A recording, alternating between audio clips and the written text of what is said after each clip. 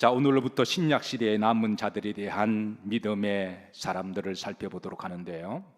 자, 구약 시대와 신약 시대를 이어지는 첫 번째 가교의 책이 있다면 마태복음이라고 말할 수가 있습니다. 물론 시기적으로 분류한다면 마태복음보다도 마가복음이 먼저 기록되기도 했지만 성경은 항상 연대기적으로 우선순위를 정하는 게 아니라 영적인 의미에 더 중점을 두기 때문에 이제 신약의 첫 번째 촉을 마태복음으로 두신 것은 바로 구약시대와 신약시대를 이어가는 바로 영적인 가교로서의 그 의미가 있어서 마태복음을 첫 번째 신약책으로 우리에게 두셨습니다. 자, 마태복음 1장 1절에는 이렇게 시작이 됩니다. 다 같이 합독합니다. 아브라함과 다윗의 자손 예수 그리스도의 계보라 그랬습니다. 이 계보라고 하는 말 여러분 모처럼 들어보시는 말씀이죠. 우리가 옛날에 많이 썼던 용어 계보와 비슷한 말이 뭐죠? 족보라고 하는 그 패밀리의 그 족보를 기록한 책을 계보라고 말하는데요. 이 계보를 게네세우스라고 이야기합니다. 그런데 여기 계보 앞에 예수 그리스도의 뭐라? 계보라 그렇게 말씀하고 있습니다. 자, 이것을 영어로 지니알러지라고 그렇게 번역했는데요. 이 지니알러지라는 말도 사실은 혈통적 계보를 DNA에 따라서 혈통적 계보를 분류할 때 우리가 지니알러지로 용어를 쓰는데요. 그런데 물론 이제 마태복음에 나오는 42명의 이 계보들을 혈통적으로도 여기에 의미도 있지만 그러나 더 중요한 것은 따라서 하십니다. 믿음의 계보를 이야기를 해주고 있습니다. 왜냐하면 여러분 구약시대부터 신약시대까지 혈통적 계보로 계산하다 보면 아담부터 혈통적으로 지네알로지로 계산하면 이게 수십만 명이 넘어가요. 그런데 오늘 마태복음에 나오는 여기 예수 그리스도의 계보는 총 몇 명을 등장합니까? 42명이 나옵니다. 그래서 이 42명 안에는 이게 아담부터 신약시대 구약의 마지막 말라기까지의 모든 계보를 다 담을 수 있는 혈통적 숫자에 그건 되지 않는다고 하는 것이죠. 그래서 두 번째는 여기에 보시면 42명 가운데 혈통적 계보에 속하지 않는 이방 사람들도 등장을 합니다. 가령 예를 들어 다말 같은 경우, 기생 룩 같은 경우도 원래 유대인의 혈통적 계보가 아닌데 오늘 여기에 계보에 들어가 있거든요.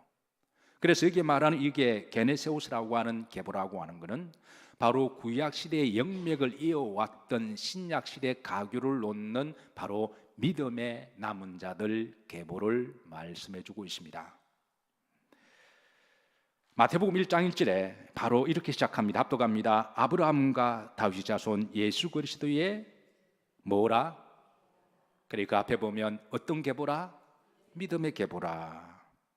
사실 여기 말씀 보시면 이제 구약시대부터 신약까지 총 믿음의 계보 몇 명을 소개하고 있다고요? 42명입니다. 이 42명을 이제 어떻게 나누냐면은 아브라함부터 다윗까지 14명을 소개를 하고 있고요. 그 다음에 다윗 왕부터 바빌론까지를 14명을 소개를 하고 있고 그리고 바빌론 이후로부터 예수 그리스도까지 14명을 소개를 하고 있습니다. 그리고 이들을 대해서 실로 다양한 사람들로 구성되어 있는데요.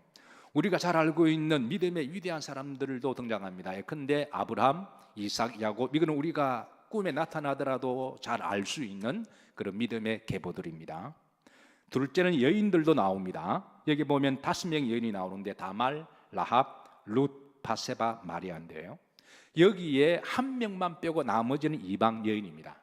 그러니까 혈통적으로 계산하면 여인들은 들어갈 수가 없는데 여기 예수 그리스도의 믿음의 남은 자로 계보로서 4명의 여인들이 들어갑니다. 다말, 라합, 룻, 바세바 이 여인들은 사실은 이방 여인인데 믿음으로 예수 그리스도의 계보가 되어서 남은 자의 반열로 들어가 있습니다. 세 번째 지극히 평범한 사람들도 나오는데요. 예를 들어 베레서, 헤스론, 람, 아미나돔, 나산, 살못 이런 이세 이런 사람들은 다 평범한 사람들입니다. 여러분과 저와 별반 다를 바가 없는 아주 평범한 사람들입니다. 네 번째는 우리가 알지 못하는 처음 들어본 사람들이 성경이 이 외에는 이름이 더 이상 나오지 않는 그런 인물도 나오는데, 예를 들어서 아킴, 엘르아살, mat단, 이런 사람은 이름도 없고 빚도 없는 사람이어서 도대체 어떤 사람인지, 어떤 시대에 살았는지 우리가 알 수는 없지만, 그러나 중요한 것은 이들에 대해서는 그 시대에 믿음을 지켰던 사람들이고, 사람이 알아주든 알아주지 않든 간에 오직 하나님이 기억하셔서 그 시대의 믿음의 자리를, 믿음의 계보를 이어간 사람들이라고 하는 것이죠. 사랑하는 성도 여러분, 오늘 시대에, 우리가 살아가는 자기의 시대에, 그 시대마다 믿음의 자리에 끝까지 그 계보를 이어가시기를 주의 이름으로 축복합니다. 자, 그래서 믿음의 남은 자들의 계보, 첫 번째로는 마태복음 1장 2절에 보면 이제 이 사람으로부터 시작하는데요. 자, 다 같이 한번 합독하십니다. 누가 아브라함이 누구를 낳고 이삭을 낳고, 아브라함 우리가 잘 알고 있습니다. 한 가지 이상한 것은 인류의 첫 번째 사람, 그 영광스러운 하나님이 직접 빚으셨던, 하나님의 손길로 직접 만지시고 사랑하시고 사랑을 받았던 첫 번째 사람이 누군가요? 아담입니다. 자, 그런데 아담이 인류의 첫 번째 영광스러운 조상인데, 그럼에도 불구하고 왜 아담은 예수 그리스도의 계보에 믿음의 자리를 이어가지 못했을까요? 우리는 가끔 그런 걸 경험합니다. 누구보다도 많이 사랑했던 사람이 그 사랑에 배신을 할 때, 여러분 혹시 주변에 그런 분 안 계시나요? 누구보다도 많이 사랑을 주고 애정을 주었던 사람이 그 사랑을 귀하게 여기지 않느냐고 그 사랑을 배반할 때, 여러분 가끔 그런 사람들이 주변에 있죠. 내가 누구보다도 신뢰해주고 누구보다도 많이 애정을 베풀었고 누구보다도 내가 잘해주었는데 나중에 그것을 귀하게 알지 못할 때, 그때 우리가 느끼는 씁쓸함과 그 아픔은 아마 배로 더할 텐데요. 아마 여러분 다 그런 경험이 있을 거예요. 아담이 그랬습니다. 하나님이 누구보다도 아담에 대해서 애정을 쏟으시고 하나님이 직접 손으로 만지셨으니까 얼마나 사랑을 받은 자인가요? 그래서 사실 아담이 혈통적 계보에 첫 번째로 들어가야 되는데, 아담은 탈락이 되고 바로 아브라함을, 이제 하나님은 아브라함을 첫 번째로 믿음의 계보를 이어가는 사람으로 소개하고 있습니다. 자, 로마서 5장에서는 왜 아담이 이 메시아의 믿음의 계보를 이어받지 못했을까? 그 이유를 로마서 5장 12절에 답을 주고 있습니다. 다 같이 합독하십니다. 그러므로 한 사람으로 말미암아 뭐가 세상에 들어오고 죄가 세상으로 들어오고, 여기에 한 사람은 우리는 누군지 알고 있습니다. 누굴까요? 바로 아담을 이야기합니다. 아담을 통해서 뭐가 들어왔다 그랬나요? 죄가 들어왔다. 그러니까 아담이 당연히 믿음의 자리를 지키고 그 다음에 믿음의 계보를 이어줘야 되는데, 아담은 죄의 자리에 있었습니다. 그래서 그는 그 귀한 믿음의 자리에서 그는 탈락이 된 것이죠. 사랑하는 성도 여러분, 오늘 이 시대에 믿음의 자리를 귀히 여기시고 잘 지키시기를 주의 이름으로 축복합니다. 자, 중요한 것은 하나님은 아담에서 끊어진 믿음의 통로를 아브라함을 통해서 다시 시작하게 하시는데요. 그래서 오늘 이제 신약 시대에 아브라함의 계보를 이어가는 첫 번째 사람을 소개할 때 바로 아브라함을 소개하고 있습니다. 아브라함이 어떤 믿음이 이제 그 믿음을 자리를 잘 지켜나갔을까? 아브라함의 시대도 여러분 결코 예수님을 믿기가 만만한 시대가 아니었습니다. 아브라함의 시대를 잘 우리가 추적하다 보면요, 아브라함이 가나안 땅에 갈 때, 그 광야를 지나갈 때 얼마나 많이 힘들었나요? 그리고 그는 그 시대에 100년에 한 번 올까 말까 한 큰 기근을 당했습니다. 요즘은 기후변화 때문에 여러 가지 이상기온이 있어서 생태학적 위기를 맞이하고 생태학적 종말론을 맞이해서 그런지 100년 만에 뭐 어떤 기후라든가 100년 만에 홍수, 기근 같은 경우는 이제는 익숙하지만, 불과 100년 전만 하더라도 100년 만에 무슨 기근 그러면 우리가 깜짝 놀랐습니다. 그런데 아브라함 시대에 아브라함은 100년 만에 당한 기근을 당했으니까 그 시대도 하나님을 믿기가 결코 쉬운 시대가 아니었는데, 어쨌든 결론적으로 아브라함은 믿음의 자리를 잘 지켰던 사람입니다. 어떤 믿음이었을까? 로마서 4장 13절에는 바로 아브라함의 믿음에 대해서 이제 그는 오직 하나님을 전적으로 신뢰하는 믿음 하나 가지고 그는 버텼다라고 전개해 주고 있습니다.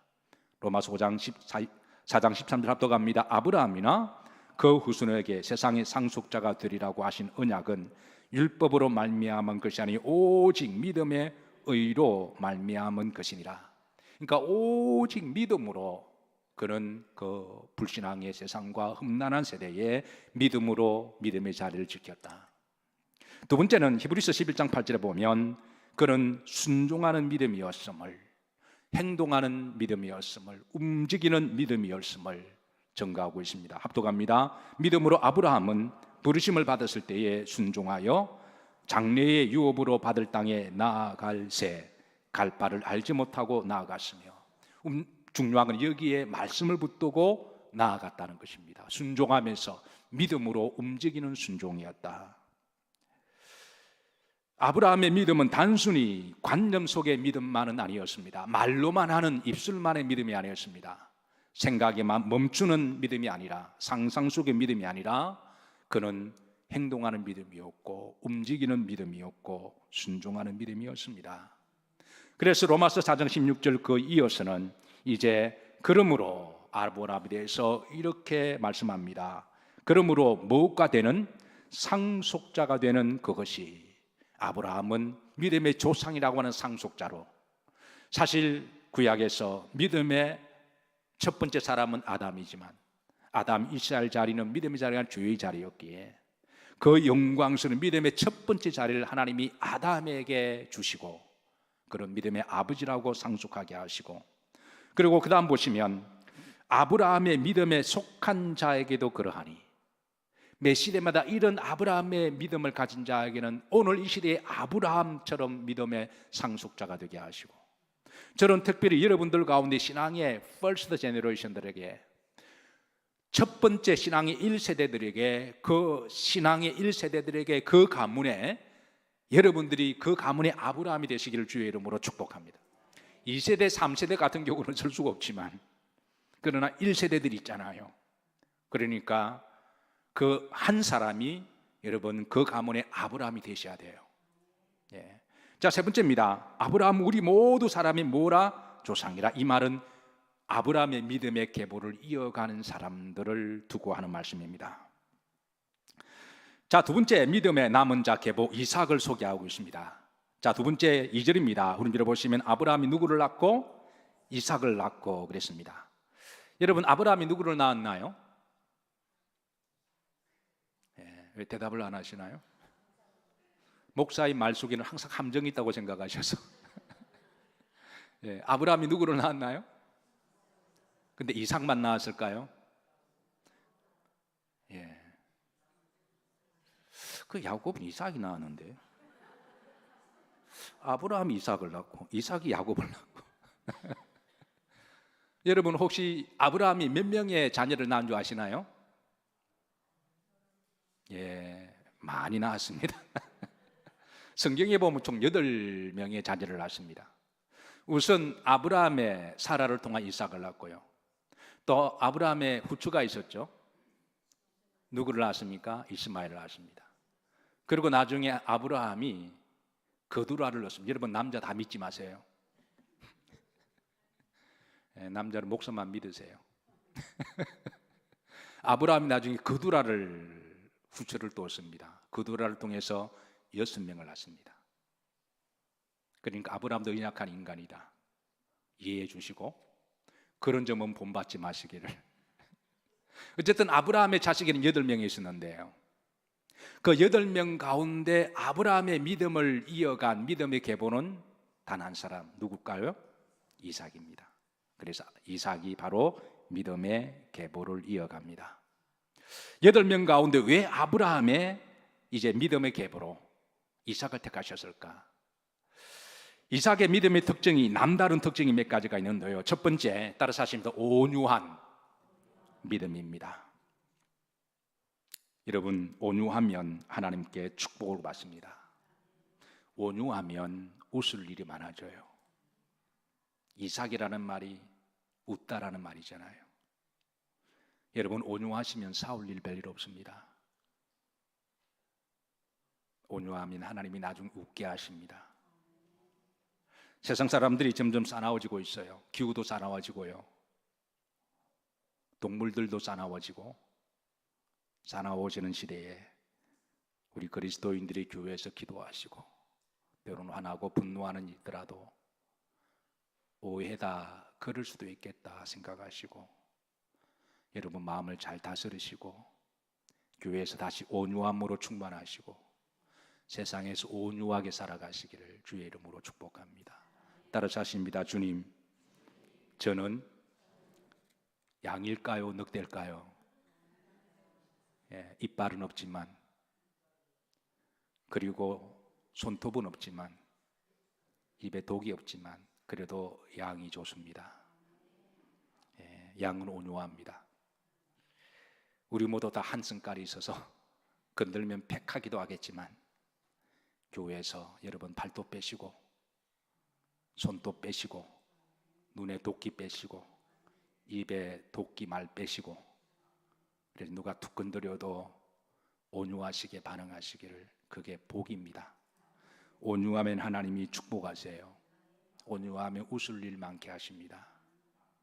저는 우리 영일교회 자랑이 어딜 가더라도 우리 영일교회 성도님은 참 착하다 그렇게 늘 자랑합니다. 이삭의 여정 가운데 온유함을 잘 보여줬던 사건이 창세기 20장의 사건이죠. 이삭이 땅을 팠습니다. 사실 광야라고 하는 곳은 땅을 판다고 물이 나오는 것 아니에요. 지금처럼 뭐가 있는 것도 아니고 기계가 있는 것도 아니어서 그냥 기도 진하게 하고 그냥 믿음으로 땅 파는 곳인데, 그런데 이상하게 이삭이 파는 곳마다 물이 터져 나옵니다.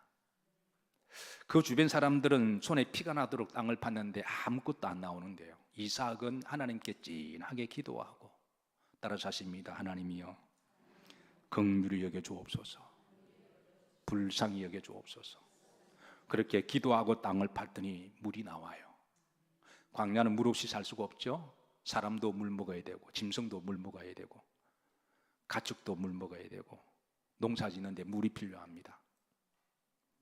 그런데 이삭이 물을 파니까 주변 사람들이 시기하고 질투해서 힘을 가지고 또 빼앗아 갑니다. 얼마든지 싸울 수 있고 분쟁할 수 있지만 여러분, 싸워서 이긴다고 한들, 내가 힘 있고 싸워서 이긴다고 한들 이기면 우리가 믿음을 잃어버리고 영생을 잃어버리잖아요. 여러분, 내가 이겨서 믿음을 잃어버리고 승리하는 게 좋을까요?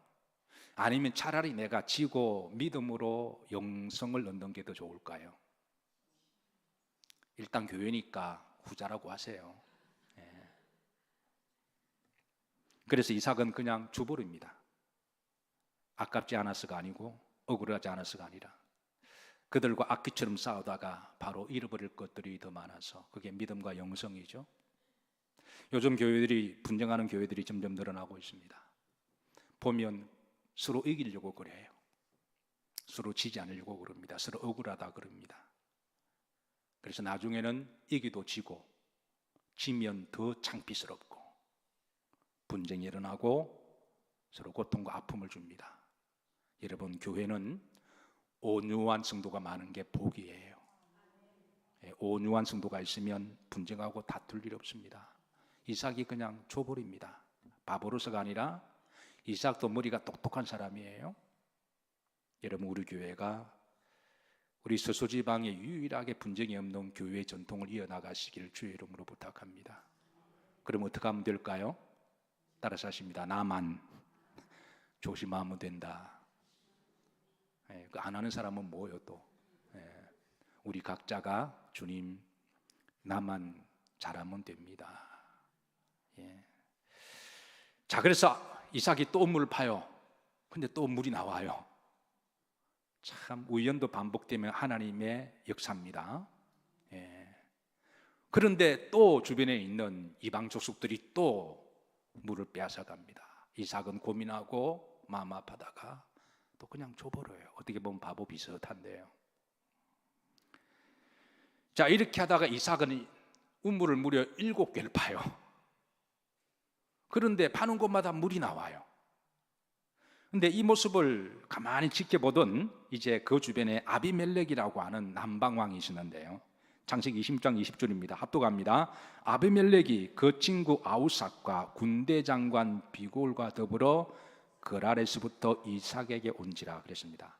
아비멜렉 장관이 군대 장관 비골이라고 하는 사람을 데리고 왔습니다. 아마 이삭은 이 아비멜렉을 보면서 그동안 몇 번 또 음물을 빼앗아간 그런 무지막지한 사람이어서 보는 순간에 가슴이 철렁 내려오면서, 그래서 보는 순간에 이삭도 감정이 있어서 욱하는 마음으로 또 음물을 빼앗으려고 왔느냐라고 얼굴을 붉히면서 그렇게 바라보는데요. 27절입니다. 합독합니다. 이삭이 그들에게 이르되 너희가 나를 미워하여 나에게 너희를 떠나게 했거늘 어찌하여 내게 왔느냐. 왕국어법이죠. 왜 또 왔느냐, 또 빼앗아가려고 왔느냐. 이때 아비멜렉 왕이 하는 말을 이렇습니다. 28절 합독합니다. 그들이 이르되 여호와께서 너와 함께 계심을 우리가 분명히 보았으므로 우리의 사이 곧 우리와 너 사이 명사하여 너와 계약을 맺으리라 말하였노라. 여기 보시면 아비멜렉이 여호와께서 너와 함께 하심을 보았다라는 거예요. 그동안 당신을 쭉 지켜보았는데 하나님이 당신과 함께 하셨다. 그리고 이삭이 하는 것을 통하여 하나님이 너에게 100배를 열매 맺는 것을 보았다. 여러분, 우리가 온유하고 분쟁하고 싸우지 아니하면 하나님이 이상하게도 때가 되시면 100배로 결실을 맺게 하시는 줄로 믿으시기를 주의 이름으로 축복합니다. 이 아비멜렉이 이 모습을 보고요, 이러다가 물을 또 빼앗다가는 이제 하나님으로부터 심판을 당할 것을 두려워해서 이제 아비멜렉이 이삭을 미워한 것이 아니라 하나님이 두려워서 이제 너는 여호와께 정말 복을 받은 사람이다. 그리고 화친조약을 제의하는데요, 그게 바로 29절입니다. 합독합니다. 너는 우리를 해하지 말라. 이는 우리가 너를 범하지 아니하고 선한 일만 내게 행하여 내가 평안히 가게 하였음이니라. 이제 너는 여호와께 복을 받은 자니라. 그러니까 우리를 위해서 악한 마음을 붓고 하나님 원수 갚는 기도를 하지 말라는 거예요. 그리고 우리는 이제 더 이상의 너의 것을 빼앗지 아니하고 너를 잘 선대하고 너가 이렇게 이제 살도록 우리가 협조를 할 테니까 여호와께서 너를 복을 주셨으니까 너는 복 받은 사람이다. 그리고 그 복을 위하여 우리를 위해서 기도해 달라고 중보 기도를 부탁합니다. 하나님이 이런 이삭을 그 믿음을 보시고 믿음의 계보를 이어가게 하시고 그리고 이삭을 축복하셨습니다. 사랑하는 성도 여러분, 싸우지 않고 분쟁하지 않고 온유하고 화목하면 이삭이 됩니다. 오늘 이 시대에 이삭이 되시고 이삭이 되면 나중에 웃을 일이 많게 하세요. 저는 우리 영일교회 성도님들이 좀 많이 웃으셨으면 좋겠습니다. 인간관계에도 교인들 교제에도 또 집에 가셔서도 웃는 일이 많았으면 좋겠습니다. 마태복음 5장에는 온유한 자가 복이 있나니 땅을 기업으로 얻을 것이니요. 그래서 그 광야의 마른 곳에 하나님이 비를 내리심으로 여호와께서 비를 내리심으로 이삭이 농사를 지었더니 100배의 열매를 맺었더라. 여러분, 광야에서 비는 하나님의 은총입니다. 오늘 시대에 광야 같은 세상이 살아가면서 믿음의 계보를 이어가시고 오직 하나님께만 받을 수 있는 은혜의 담비를 여러분 마음껏 받으시고 우리가 오늘 이 시대에 여러분 기도의 자리, 예배의 자리 마음껏 찬송하고 마음껏 외치고 기도할 수 있는 자리가 있다고 하는 것 복됩니다. 한 주간 살아가시면서 여러분 답답하시나요? 여러분의 마음에 눌린 거 있으시나요?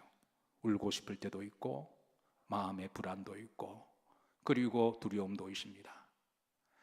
그럴 때 여러분 성전에서 168시간 이 시간 가운데 그래도 1시간 정도는 2시간 정도는 하나님 앞에 마음껏 토로하고 찬송하고 기도하는 것이 복인 줄로 믿으시기를 바라고 그래서 그 힘으로 한 주도 여러분 승리하시기를 주의 이름으로 축복합니다.